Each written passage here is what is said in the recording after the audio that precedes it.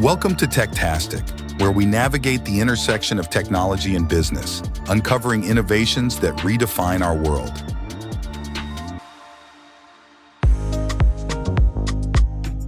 Ian Harris, welcome to It's Techtastic. It is lovely to have you here.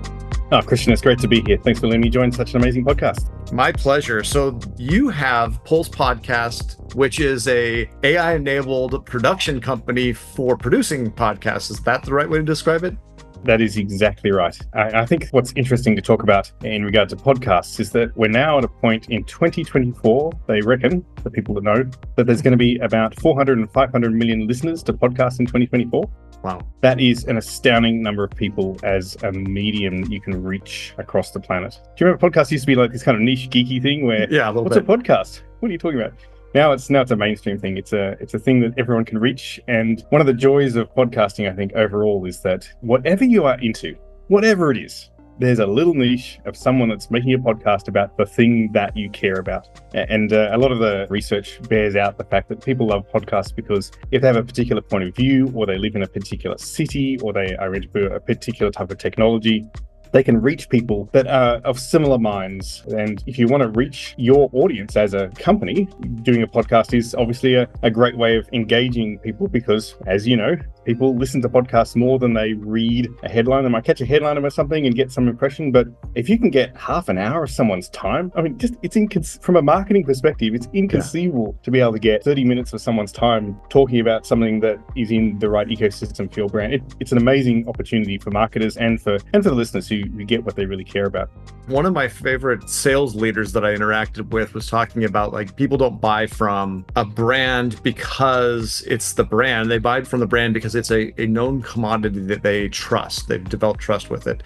And it's like a human being. It takes about 4 hours of interaction with a human being for you to start to trust the person. And a podcast, if you're doing a 15-minute episode, means you've got to do that 16 times, right? To get to that trust level. But that's it. Now, if you listen to me 16 times, you probably trust me. Like, who knows? The audience is out there laughing because they're like, nope, never. But one of the other things you said, I thought for sure you were going to say there are now 400 million people producing podcasts because it often feels like that. Well, that's also true. There is about 400 million podcasts, weirdly enough, as a kind of coincidental number. Now, a lot of these podcasts never quite make it beyond 12 episodes. That seems to be the magic number for hobbyists, particularly who want to be able to talk about something and persist through that kind of continuation of that journey. But nevertheless, you can already see that for all the things that you care about, there is someone out there that also cares, that wants to talk to you, that wants to be in your ear about that. And you want to hear about it. And we're now at the point where in the US, for example, 78% of Americans are aware of podcasts. I think that's astoundingly low. I think that's probably a low figure. I think if you talk to someone on the street, I think you'd be really hard pressed to find someone that really doesn't know what a podcast is. I mean, it's on everyone's phone now, so it's hard to kind of miss that. So we kind of established that podcasts are great from a marketing perspective. If you're a company that is trying to reach people on a longer sales cycle, or you're a city or a local government area that wants to be able to regularly communicate with people, you're probably producing marketing material already. You're producing newsletters, you're producing blog posts, and so on. It makes sense, as we've been talking about, that a podcast is a great way of bridging that gap between people that that really want that information, but are time poor in terms of being in front of a screen. They might have a drive of 15 minutes, 20 minutes, half an hour in morning and afternoon. And a podcast is a great way of getting communication to them in a way that they feel reaches them and gives them an interesting topic while they're commuting. So, podcasts are great, but the challenge for making a podcast, I'm sure, as you know, that and we're not scripted, we're just chatting. But if you really care about your brand and you want to script something, then you have to have a content writer that's going to actually write the script or the topics, or even just to come up with topics takes time and energy. Then you're going to need to record it, you're going to need equipment, you're going to need all that stuff, which is all fun. And that buying phase of buying microphones and audio gear is, I think it's great fun. That's me. And then you have to edit the thing. You have to actually cut the bits out that don't work and join them all up together again. And you get better at that over time, but that takes time. It's time consuming as well. And as a business, as a smaller business especially, it's very hard to find the time or pay the money to do that sort of activity on a regular basis. And as you said, the continuous nature of that communication is important. Putting out regular podcasts is important. That kind of continuousness, the relentlessness of podcasts is important. And so you can't just put out one. That's almost not worth the energy at all. But even doing it on a regular basis is fundamentally the cost-benefit analysis is going to be hard from a marketing perspective. And so at Pulse Podcasts, we started off thinking we love podcasts, we love to help people make podcasts. But what we kept finding is that as we were talking to people, they love the idea of podcasts, they're totally persuaded, but from a budget perspective, it's really hard to justify the amount of cost it takes. And so we kind of combined some of the things that I've been doing in the past in terms of building technology platforms and thought, how can we join those things together in a way that gives us the ability to get podcasts out that actually sound good in a way that can reduce that cost? And that's where Pulse Podcasts got its feet, got its beginning. And that is, we tried to build a platform that enables people that are already producing content. So you're already making a newsletter or a blog post on a regular basis, but you'd love to have it as an audio version and not just a read out version, but something that feels like it's an actual podcast. That part in particular is interesting because I think it was like my 4th episode. I used a couple of the voice actor AI tools. In fact, if you listen to the podcast, the intro, that is clearly an AI voice actor, right? And the script itself was written by another AI tool. And I liked that as here's the starting point a year ago when we started doing this is what the best of the best sounds like. So we are getting to that point now where I'm going to use the word believable, but I think a better word is probably engaging, in as much as you can now listen to some of the best AI voices and you forget that you're listening to an AI voice and you get engaged in the content that they're talking about. The AI voices are not perfect. But then, as you can hear me stumbling over words, I'm not perfect either. So, fair go. Well, and how much editing time is taken up editing out the mistakes, the ums, exactly right. All that. It's a ton of time. It's such a big expense when it comes to producing these. Oh, exactly. So I'll give you an example of how this kind of works for us. I was chatting to a friend of mine who is deep into the insurance industry, insurance tech. I didn't even know there was a big insurance tech industry, but apparently there is. It makes perfect sense when you think about it, but if you've never been in a particular...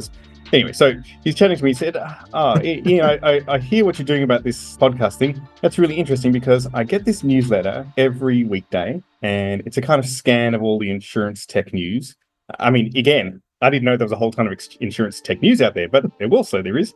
It has all the headlines, all the things that are happening, summarization of the kind of industry. It's changing fast. I need to keep up with it. It's important for my job.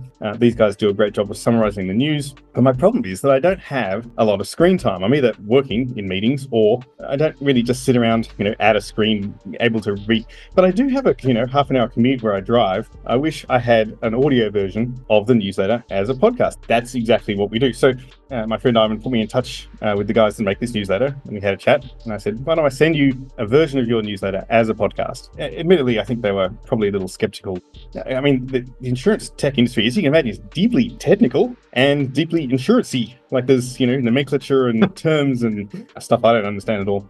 And so what we did is we used our platform we grabbed a copy of the newsletter and we fed it into the platform. The platform takes the raw content, it breaks it down into segments. Then it takes each segment and creates a script segment. Then it joins all those script segments together. And then we run it through an AI again to kind of join up everything to make it sound a little more like there's an overall kind of story arc and a flow, and you bring things back together again at the end. And then we get an intro and an outro, and we join that up together. Then we do another run through to make sure it all makes sense. And then we take that whole script and feed it into some very advanced AI voice engines, which then enable us to create the voices for that. These are all in little pieces. So we take all those pieces, we join them all up together. So we have a voice recording of the actual podcast itself. And then we normalize that so the audio sounds good. Then we add a music track to the back of that. So we actually take audio and we loop the audio depending on how long the actual voice is. And we had fade-ins and fade-outs. Then we normalize all that so it all sounds good from an audio perspective. And then we get the AI to write a description of the podcast, because you normally have a little description as part of the podcast episode itself. We create a title, and then we upload that to a podcast distribution platform. And out of that, we end up with a pretty nice sounding podcast version of a newsletter. And so we sent it to these guys and said, hey, here's a version of your newsletter podcast. Now, their kind of reaction was a little, how do you know so much about the insurance industry? And luckily enough, I could say, I don't, but the AI seems to have picked up all the terms and knows what they mean and strung it together in a way that makes sense. And at first I'm like, well, we really want just an audio version of our newsletter. But as you know, when you actually use words that are written on a page and you read them out, they don't sound natural. They don't sound like someone talking. They sound like you're reading words out on a page, to be honest. And so it's not as engaging for some reason. And so what we found is that by actually creating a script out of the original content, you get much better engagement. You get the ability to really link together themes that are going on in different parts of the content and really create an arc across that few minutes that you're talking about that. And so now we're producing an audio version of the podcast for the insurance technology industry, which is not something that was on my bingo card for this year, but I'm excited about. I'm excited about the opportunities for taking this new type of AI creativity-based engines and using that for opportunities that it's not about stopping people doing things that they were already doing. What we're really doing here is enabling a whole new area of access to content and access to marketing and access to communication that just wasn't possible before. And I think that's a good take on what's happening. That is amazing. So while you were talking, I pulled up pulsepodcasts.com, which is your website. Yep. And just went through and did the contact us to get set up to try it out. This fits into my world on multiple fronts. Excellent, right? Excellent. I have Vala AI, which has a lot of promotional material that we're always needing to create. It's Techtastic. I have written more episodes than I could ever record. I have so many topics that I want to talk about. Awesome. And I write so prolifically just as a normal part of my life that there's just a ridiculous amount of content we can pull from.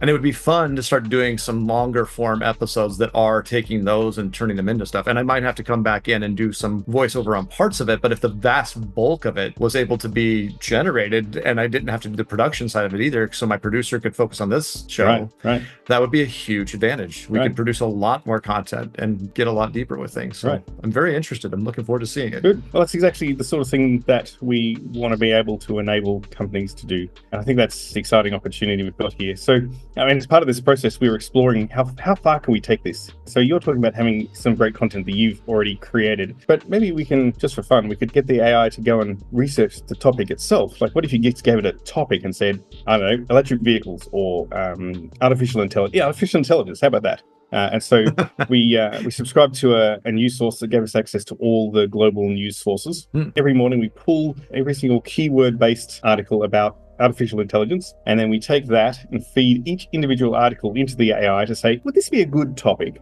that would suit a podcast about the technology of artificial intelligence? So you can imagine that 50 million things get flagged with artificial intelligence or have keywords in them. But part of the challenge is actually narrowing that down to articles that would be A, relevant, and B, actually sound good together. So we narrow that down, and then we look at the previous articles from previous days to make sure that we haven't covered that previously. We use AI to do that by saying, here's the topic today.